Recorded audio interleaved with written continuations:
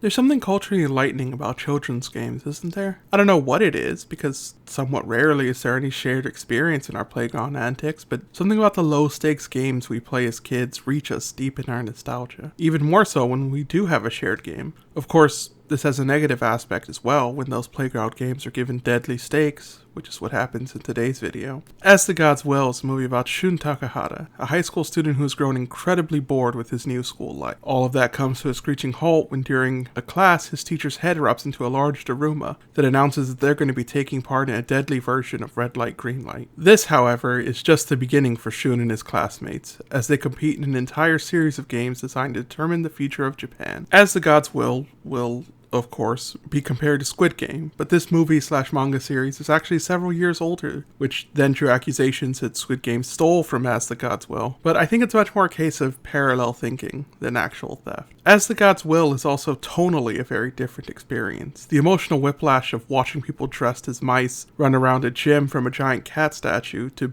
being ruthlessly devoured by said statue is pretty real. It also doesn't shy away from brutality, as shown in one game when a player loses and is forced to bow his head into the floor so hard that he bashes his own head open, repeatedly. That all being said, this is much less emotionally draining than something like Squid Game, and adheres pretty firmly to several shonen tropes, and loves to delve into visual ridiculousness. I heavily recommend this if the premise interests you, and you want a much shorter, more lighthearted take on the deadly playground game. Alright, spoiler-free review complete. Let's get thorough. After a quick glance at some characters we'll meet over the film, we join Shun and his classmates in the middle of a game called Daruma-san Gokuranda, which is really just a different version of Red Light, Green Light. The large Daruma statue at the front of the class turns away and announces that Daruma-san has come, before turning back and executing anyone that moves. Adding an extra layer of difficulty to this game is that each player that's killed erupts into a pile of beads, making the floor extremely treacherous to navigate, even when it's not looking at them. A big plus of this game is the Daruma itself, from the way that it purposely drags out everything to make the game as excruciating for the players as possible, to the joy it takes in killing each student, and even more so the irritation it feels when none of them move. He's a wonderful first villain for this movie. As the students panic, one specifically maintains his calm, and we get a small flashback to the time he caught Shun stealing games from a department store, and informs Shun that the best thing you can do is be calm and bold. This approach serves him well in this game, as he points out that all they have to do to survive is press a button on the back of the Daruma's head. But there's a timer on the back of his head as well, with only a minute left, leading many students to be killed in their attempt to end the game. This is going to be a real hard review, because good lord, there's a lot of death and corpses in this one. So, most likely goodbye monetization. Anyway, as we approach the end of the game with only Shun and his classmate left, he offers to use himself as a launchpad for Shun to leap over at the Daruma to press the button, which actually worked. As the Daruma declares the game over, and Shun shares a successful thumbs up with his only surviving classmate, the classmate's head then explodes before the Daruma clarifies that Shun pressed the button, thus is the only one allowed to live. We take a moment after this to have a flashback to Shun before the game, skipping school and playing video games at home without a care in the world. And when he does decide to go to school, we see that he has a crush on his next door neighbor, and on his way to class witnesses one person fighting off an entire gang by himself. It's in the middle of a chastisement by his teacher in that class that the teacher's head erupts into the Daruma that began the game, and Shun begs God for his boring life back. Daruma then informs Shun that he is a mouse, and the cat is coming for him, but before he can get any reason or answer from it, Ichika Akamoto, the neighbor girl, opens the door to his class. Together they make their way through the school, but find that most of the doors are locked and seem to be rendered indestructible. The only door they manage to open is the one to the gym, where they find the other survivors, most of which are dressed as mice. The only information being the word "fit the cat's bell for it to end," written largely on the floor. The school president demands that they change into their mouse costumes, but before they get a chance, the floor opens up and a giant mechanical cat statue rises out of the floor. It immediately consumes one of the players, before sliding around the gym, crushing some more, and consuming others, as Shun and Ichika comes across a golden bell that needs to be put into a hoop around its collar for the game to end. They pass the ball to their ace basketball players, who delivers a mental monologue about how he's practiced all the time, no matter what pain it may bring him, so that he could succeed in this moment, and fires a perfect shot at the hoop, which is easily caught by the cat, which catches everyone by surprise. The cat then tosses the golden bell back at the player so hard that it launches him across the gym, killing him instantly. After shaking his limbs loose, the cat continues its killing spree, now mercilessly crushing anyone wearing the mouse outfit and lapping up their blood. This causes the players to remove the outfit, which seems to placate the cat for a moment, before he decides, screw it, and begins eating all the students at random. Shun determines that the best option is for some students to wear the outfit and try to keep the cat occupied, while the others try to get the bell around its neck. Shun himself dons the outfit and begins his game of cat and mouse, where he learns that you can hear and understand the cat while wearing the mouse outfit, and manages to convince the others that the cat needs its back scratched to calm it down. Once all the students join in, it actually works, but the others begin to worry that this will be like the Daruma game, and only the one who performs the task will survive, causing infighting between the kids, the noise of which wakes up the cat in a bad mood, and it slices several students open. Shun and Ichika take the bell and a basketball and hide them under cloth to confuse the cat, but it notices the orange sticking out of Shun's cloth and deflects Ichika's shot, before Shun reveals that he hid the bell in a burst ball skin. But Shun's shot bounces off the rim, dooming them all. Until the student we saw fighting a gang by himself, Takeru Amaya, appears from nowhere to recover the ball and dunk it in, causing the cat to declare the game over. The cat also declares that Amaya, Shun, and Ichika are the survivors, but only them, which causes confusion before revealing that Amaya has killed the other students and is in fact celebrating this world where only the strong survive, before declaring Shun his friend and equal, showing him a photograph and saying that they both take joy in these games and the feeling of being better equipped for this instead of the boring life they had been living, which catches Shun off guard until Ichika tells him that he's wrong. But before Amaya can strike Ichika down, the cat releases a knockout gas, and we instead see the rest of the world, reacting to the news that several schools in many nations have been sealed into these flying white cubes for unknown reasons. This introduces us to a few minor characters, including a homeless man wandering Japan, a professor in human environments who blames the whole thing on aliens, and claiming that the students that survive will be God's children, and Takumi, a recluse sealed in his room following the news of the game on the internet. Back in the game, Shun awakens in a new room with a school idol, Shoko Takase. Joining in this room are Taida, a mathematics genius, and Tauka from an all-girls school, where they learn of the news broadcasts all over Japan, and that all they can do is wait and try to survive the games. Taida himself seems to take pride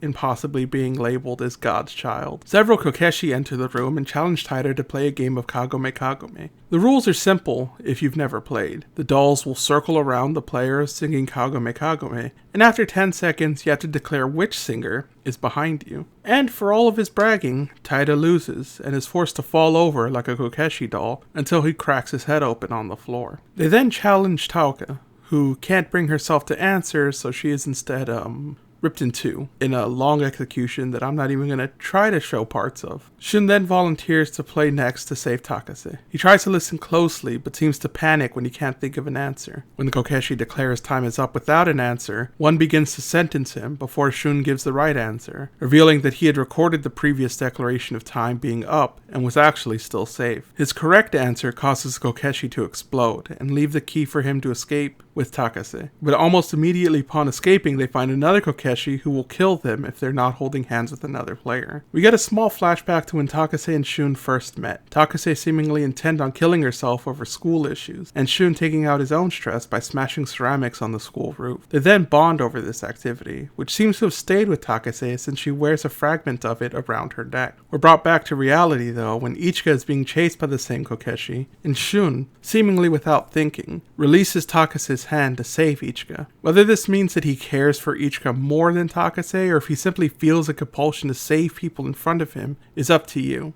But the next thing that happens is that 2 survivors appear in front of a large door demanding 7 keys from 7 people, but they only have 4 keys amongst the 6 of them. Amaya once again saves the day though by arriving with 3 more keys and killing the person he was using to avoid the Kokeshi. When the others balk at joining him for this display, Amaya asks Shun to tell them that they're friends, which Shun is forced to do in order to advance. The next game is actually a game called Shirokuma, hosted by a sick snowboarding bear with his own theme song. The rules of this game are easy enough. The bear will ask a question and all they have to do is answer honestly. If everyone is honest, then the game ends, but if any of them lie, the others must determine which of them lied and sacrifice them before the next question. His first question is pretty easy. What is your favorite food? To which everyone seems to answer pretty regularly, except one kid who answers parsley like a weirdo.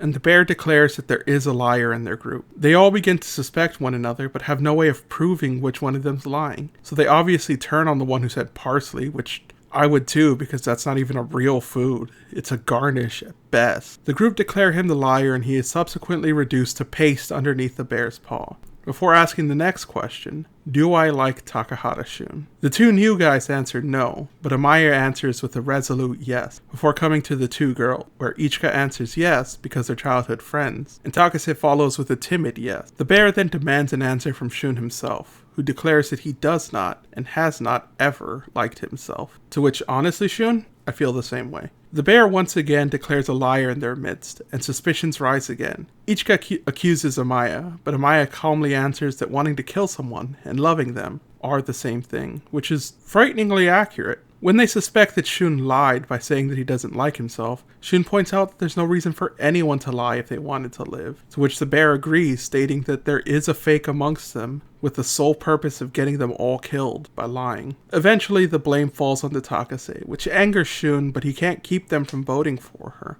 And as she makes her final heartfelt declaration that she does like Shun, she pushes Ichika away as the bear pummels her into nothing. The anger at this situation leads Shun to notice the truth behind this game. The liar in this game has been the bear all along. He's not even a white bear. He's actually a black bear, who gets burned to death as he declares to the rest of the surviving members. The final game is introduced by some Matryoshka dolls, and it's going to be Kick the Can. The player who's it will have to collect the can and place it in the circle. Once he has placed it in the circle, he has to find the players who were hiding in the time it took him to collect the can. If he captures them all, he wins. But if someone kicks the can before he gets them all, then they're all freed, but the person who kicked the can will explode along with the can, sacrificing himself for the others. Amaya is the demon, but punts one of the dolls up in a way to knock the can down to himself, lightning fast. He also immediately finds two players hiding together, beating them up and dragging them back before declaring them captured. He then pursues Ichika as Shun escapes, striking her before taking her back. Technically, the game is over at this point, since Amaya only needs 3 to be declared the winner once the sun sets. Amaya actually offers to let Shun survive and join him in the new world, but Ichika tells him not to give in, stay hidden away and live, and never trust in Amaya. This speech inspires Shun to do what he can to save them, to prove that she was right to believe in him, and that he is different from Amaya. He dons an ancient and cumbersome suit of armor to protect his body from Amaya, and cover his face so he can't be captured. He stands across from Amaya ready to challenge him, and it's a challenge that Amaya is happy to answer. It becomes immediately apparent that Shun can barely move in this suit, made even more apparent when Shun tries to flee from Amaya, or so it would seem, because as they approach the end, it's revealed that Shun has clipped a chain onto Amaya, and admits that he was right. They had a lot in common once, but now that he's played in this game, he wishes he could just go back to his boring life. He then tosses himself over the edge in the heavy suit of armor, dragging Amaya to the edge, but Amaya actually manages to pull the heavy suit up the wall, keeping himself from plunging over with Shun. Shun, however, has also freed himself from the armor at some point, and climbed the wall, trying to make a break for the can, as Amaya continues pulling up the armor to free himself. As he makes his final desperate push for the can, he curses the god that placed him in this game, and actually manages to kick the can, which immediately does nothing. The dolls reveal that this is really just a game for fun, and nobody was gonna die. They even have an ice cream party after the sun sets. This honestly seems like the kind of insane fever dream of an ending that would be revealed as Shun's last thought or something, but no, this is the actual outcome of the game. Shun even manages to muster the courage to finally ask Ichika out after all of this, in a really rather sweet scene, but through the laughter and even Shun receiving a lucky ice cream stick, Ichika declines his invitation. Shun then reads that his ice cream stick actually says that he's lucky, and thus allowed to live. The only ones to win this game of luck are Amaya and Shun, as the others are killed by the final hidden Matryoshka. Amaya and Shun are released from the cube, to the cheers and adorations of thousands of people waiting below. Takumi, the recluse locked in his room, finally leaves in order to quote-unquote save the world, and Amaya celebrates his victory and takes his place as one of God's children. Shun, meanwhile, declares that there is no God, which the Matryoshka refutes, saying that there is a God, and then reveals the homeless man we saw sometimes throughout the movie as the person behind these games. Cut to black. As the God's Will is still honestly a really fun movie for me to watch. Aside from the unusual insertions of the outside world, it's very well paced and subverts tropes really well while embracing others. Shun is a decent enough everyman character and doesn't have many strong characteristics outside of being presented as resourceful, but Ichika beats the Daruma and Kagome game by herself as well, since she has to meet him afterward. So she's at the very least on par with Shun, even though she's reduced pretty heavily to damsel in distress in every game they're together. Amaya is also very well done. Yes, he's the generic insane antagonist, but up until the end when Shun rejects him, he does seem to believe that Shun is his friend, and